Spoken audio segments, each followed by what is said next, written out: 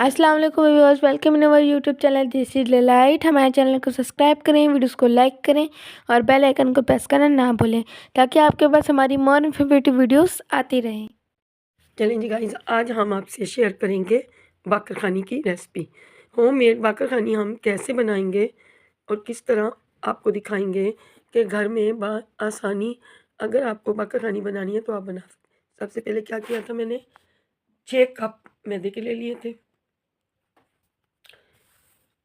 तिल डाल दिए थे, थोड़े से नमक डाल दिया था, 1 टेबल स्पून चीनी डाल दी थी, 1 चम्मच टीस्पून बेकिंग सोडा डाल दिया था और 1.5 टेबल स्पून ड्राई मिल्क डाल दिया था। और फिर आटे को हम अच्छे से मिला के मुट्ठी बना के और फिर हम गूंद लेंगे। ये देखिए, मैंने ओवन की ट्रेस को ग्रीस करके रख दिया था। ये हम 2 तरह के बाकरखानी बनाएंगे, एक तवे के ऊपर, एक ओवन के ऊपर और दूसरी कढ़ाई में तल के फ्राई करके। हमने क्या किया था, आटा गूंद लिया था। हमने आटा गूंद लिया था मुट्ठी बना के, सॉफ्ट आटा लगाएंगे जो कि अब हम क्या करेंगे, 7 छोटे छोटे पेड़े लेंगे, एक पूरी के पेड़े से तो के बराबर या थोड़ा सा बड़ा 7 रोटियां बेल लेंगे। एक एक रोटी को उठाएंगे और दूसरी रोटी को ग्रीस करके खुशका लगा के हम एक दूसरे के ऊपर रखते जाएंगे। आप देख रहे हैं, इसी तरह हम ये आप देखिए, मैं गिन के आपको बताऊंगी। ये 4 रोटियां थी और अब हम 5वीं रोटी बेल रहे हैं। 7 रोटियों को हम लोग अच्छे से बेल के एक रोटी की सूरत में और ग्रीस करके एक दूसरे के ऊपर रखते जाएंगे, बुर्श से आयलिंग करते जाएंगे। और हम 7 रोटियां बेल के इनको आप लोगों को दिखाती हूँ कि हमने कैसे बेलना। हर एक रोटी के बाद हम आयलिंग करेंगे, बुर्शिंग करेंगे ऑयल से। अभी आप देख रहे हैं, वेरी सिंपल, वेरी आसान, आप लोग घर में इजीली इनको बना सकते हैं। इजी वे इसका तरीक़ाकार है। गाइस, मैंने ये फर्स्ट टाइम बनाई थी तो मुझे काफ़ी मुश्किल लगी थी, लेकिन अब मैं बार बार बना रही हूँ तो मुझे बहुत सिंपल लग रही है। आप देखें, इस रोटी को बहुत बड़ी रोटी बना लेंगे बेल बेल के। आप लोग देखते जाइएगा, इसको हमने बेल बेल के एक शीट पे डाल के और फिर पिज़्ज़ा कटर से हम इसकी कटिंग कर लेंगे। अब देखिए, बाकरखानियों की तरह हम इसको काट लेंगे और फिर हम इनको ओवन में लगाएंगे। ऊपर से ब्रश की मदद से अंडा तोड़ के फेंट के अंडे की ऊपर कोटिंग कर देंगे और फिर इसको ओवन ट्रे की में रख के ओवन में बेक करेंगे। अंडे की कोटिंग कर देंगे और फिर इन टुकड़ियों को उठा उठा के ओवन में लगाते जाएंगे, ओवन ट्रे में इनको लगाते जाएंगे और फिर इसको ओवन में बेक करने के लिए रख दें। चलिए गाइस, इसको इस पर चिपकाने के बाद समझे, इस पर रखने के बाद हमने ओवन को प्रीहीट कर लिया था। 230 डिग्री पे दोनों हीटर उसके ऑन थे, नीचे ऊपर वाले पाइप्स, और 40 मिनट के लिए हमने रख दिया था। इसी बहाने 5 मिनट प्रीहीट हो गया और बाकी आधे घंटे के लिए हमने बाकरखानियाँ रख दी थी, उससे जल्दी पक गई थी। माशाल्लाह हमारा ओवन अच्छा काम करता है। 30 मिनट या 30 मिनट से ज़्यादा टाइम लेने पर ये पक गई थी। आप लोग देख रहे हैं, फिर हम एक ओवन ट्रे और दूसरी हमने पिज़्ज़ा ट्रे ले ली थी, फिर इसमें लगा दिए और अब हम इसे बेक करेंगे।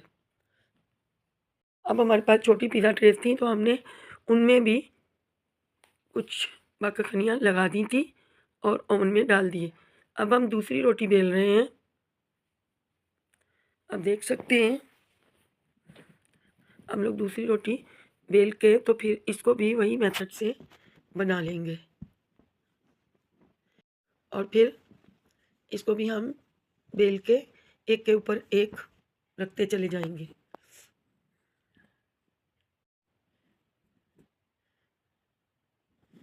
आप लोग देख रहे हैं, हमने रोटी बेल ली थी, अब उसको थोड़ा बड़ा कर रहे हैं और फिर इसी एक पूरी के ऊपर दूसरी पूरी रखेंगे और 7 रोटियां एक दूसरे के ऊपर रख देंगे।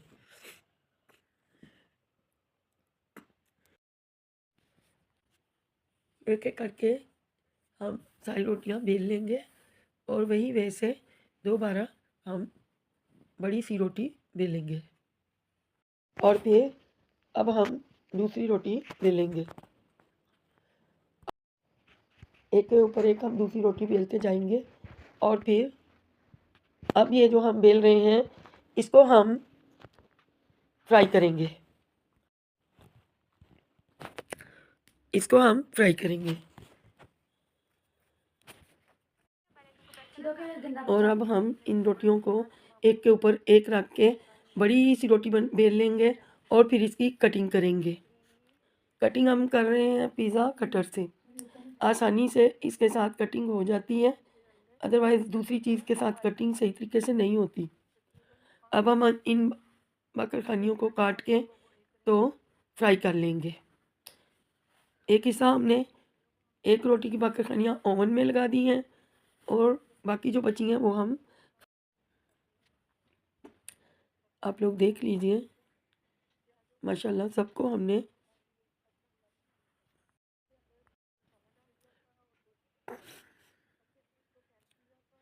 और अब हम इनको एक एक करके फ्राई करते जाएंगे और दूसरी तरफ जो आटा थोड़ा सा बच गया था उसकी भी हमने 4 रोटियां थी और वो बेल ली। 4 को हम बेल लेंगे। अभी हम इनको फ्राई करने के लिए ऑयल गरम रखेंगे फ्लेम के। फ्लेम हम तेज़ करेंगे आंच थोड़ी और अब इनमें डालते जाएंगे। ओवन से भी जल्दी यूँ फ्राई करके हो जाती हैं। ओवन में थोड़ा सा देर लगती है जबकि इसमें फटाफट हो जाती हैं। एक के बाद एक हम डालते जाएंगे और फ्राई करते जाएंगे। आप लुक देखिए, आप इनकी शेप देखिए, माशाल्लाह डिलीशियस बन के तैयार होंगी। मैं आपको इनकी लुक दिखाती हूँ। अब हम जाली में डाल के रख देंगे और दूसरा पूर डाल लेंगे। इसी तरह 1 बाय 1 टोटल फ्राई कर लेंगे। 6 कप मैदे से बहुत सारी बाकरखानियाँ तैयार हुई थी और फिर जितनी भी हैं उन सबको हम फ्राई कर लेंगे। Very simple, very easy. आप लोग एक दफ़ा सीख लेंगे फिर इंशाल्लाह आसानी से बना सकते हैं। और जो लोग ऑयल कम खाते हैं वो ओवन में लगा लें। आप लोग देखिए माशाल्लाह। और ये ओवन की है, आपको ट्रे दिखाई थी वो ओवन की थी और अब जो बची हुई थी उनको भी हम फ्राई कर लेंगे। और तमाम बाकरखानियों को फ्राई करने के बाद आपको लुक दिखाएंगे। आप लोग देखिए और फिर खुद बनाने की कोशिश कीजिए। मैंने मैदा ले लिया था और उस मैदे से 6 कप मैदे से मेजरमेंट वाला कप बहुत सारी तैयार हुई थी। तकरीबन 2 किलो के करीब बाकरखानियाँ तैयार हुई थी।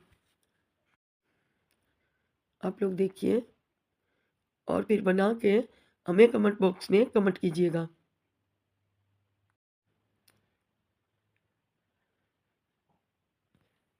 मैंने बहुत भर के ऑयल नहीं डाला था, मीडियम से भी नीचे था पैन के और बहुत ज़्यादा ऑयल लेने की ज़रूरत नहीं है, बस इतना ऑयल लीजिए जिसमें कि बाकरखानी डूब सके।